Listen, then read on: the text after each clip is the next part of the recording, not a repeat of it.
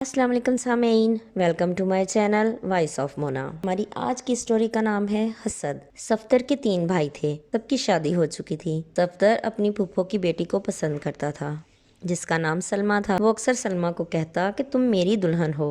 वो हंस देती और कहती जाओ मुंह धोकर आओ, तुमसे मर के भी शादी ना करूं। वो कहता अच्छा देखते हैं। सफदर के माँ बाप मर चुके थे। बड़ा भाई अपनी परेशानियों में था।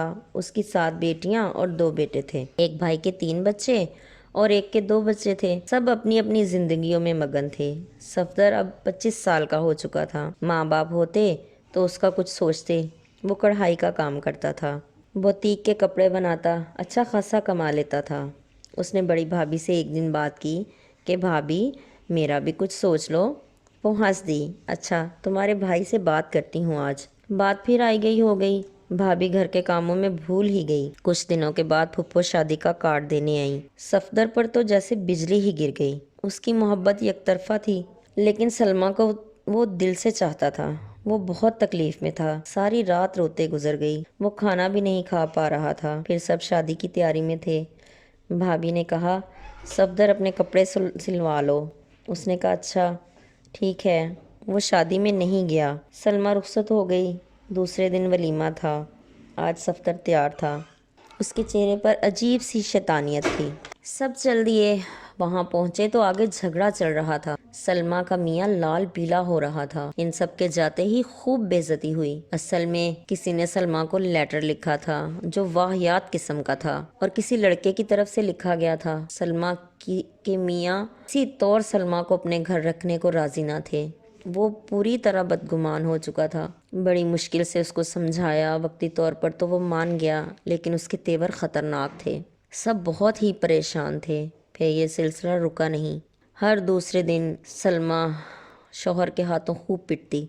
वो बहुत मारता था और बुरा हाल कर देता था। अब वो तलाक भी नहीं दे रहा था। सलमा के घर वालों की ज़रा इज्जत नहीं करता था। फिर इसी तरह 3 साल गुजर गए। सलमा के 2 बेटियां और 1 बेटा था। सलमा किसी तरह भी जान छुड़ाना चाहती थी, जो कि छूट नहीं रही थी। हाँ, अब खत आना बंद हो चुके थे, लेकिन खत भेजने वाला अभी तक नहीं मिला था। वो सफ्दर ही था। फिर एक दिन सलमा को फिर मारा तो सलमा की अम्मी किसी जानने वाले को ले आई। वो बंदा काफ़ी पहुंच वाला था। वो सलमा को उसके घर से वापस उसकी माँ के घर ले आया। उसी ने केस करके सलमा को तलाक दिलवाई और बच्चे भी ले दिए। अब सलमा पुरसुकून थी। मार खा खा कर उसकी हालत बिगड़ चुकी थी। अब सलमा उसी इंसान के साथ रहने लगी। उसने सलमा का पूरा साथ दिया। उसकी बच्चियां पाल पोस कर बड़ी हुईं। फिर उसी इंसान ने उन बच्चियों की शादी भी की। बच्चे की भी शादी हो गई। सलमा का वो आज भी बहुत ख्याल रखता है। सफ्दर को कैंसर हो गया था।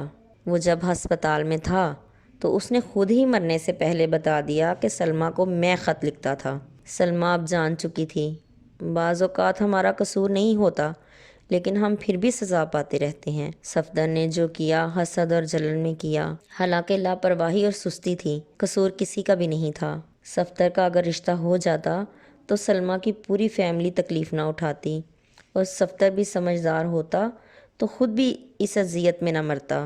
अल्लाह की लाठी बहुत बेआवाज़ है, लेकिन लोग डरते ही नहीं और ख़ुद मुनसिफ बन जाते हैं।